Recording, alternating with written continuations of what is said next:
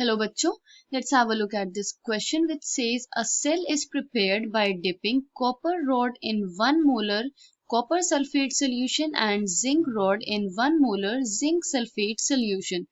The standard reduction potentials of copper and zinc are plus 0.34 and minus 0.76 volts respectively. Which electrode will be positive? तो यहाँ पे copper and zinc electrodes हैं, इनके standard reduction potential हमें provided है copper and zinc का, and we have to figure out कि कौन सा इलेक्ट्रोड पॉजिटिव होगा. Key concept is oxidation and reduction. पहले हम वैल्यूज लिख लेते हैं क्वेश्चन में जो हमें प्रोवाइडेड है. तो E naught for copper is given as plus 0.34 volts and E naught for zinc is given as minus 0.76 volts. In values से हम ये फिगर आउट कर सकते हैं कि किस स्पीशी का ऑक्सीडेशन होगा एंड कौन सी स्पीशी का रिडक्शन होगा. तो जिस स्पीशी का स्टैंडर्ड रिडक्शन पोटेंशियल ज्यादा होगा that is more likely to get reduced which is copper in this case.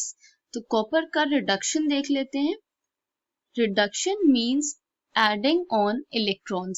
जब इलेक्ट्रॉन्स का एडिशन होता है किसी स्पीशी में that process is known as reduction process. तो कॉपर कैसे इलेक्ट्रॉन्स ऐड करेगा?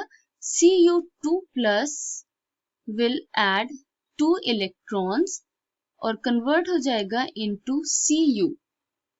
यहाँ पे एडिशन ऑफ इलेक्ट्रॉन्स हो रहा है तो दिस इज रिडक्शन प्रोसेस. अब इसका रिडक्शन हो रहा है which means zinc will get oxidised.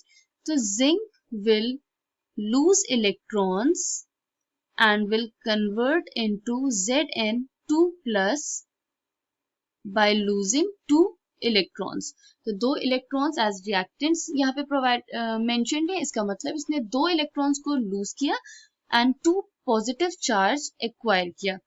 Net reaction अगर हम इसके लिखें तो it will be Zn plus Cu2 plus ions. It will give Zn2 plus ions plus Cu. तो ये नेट सेल इक्वेशन है. यहाँ पे कॉपर का रिडक्शन हो रहा है और जिंक का ऑक्सीडेशन हो रहा है. ओके, अब reduction takes place on the positive electrode. Copper का रिडक्शन हो रहा है इट मींस ये इलेक्ट्रॉन्स एक्सेप्ट कर रहा है which will leave positive charge. Hence, copper is the positive electrode. Copper electrode will be positive. Okay. So, I hope you understood it well. Thank you and best of luck.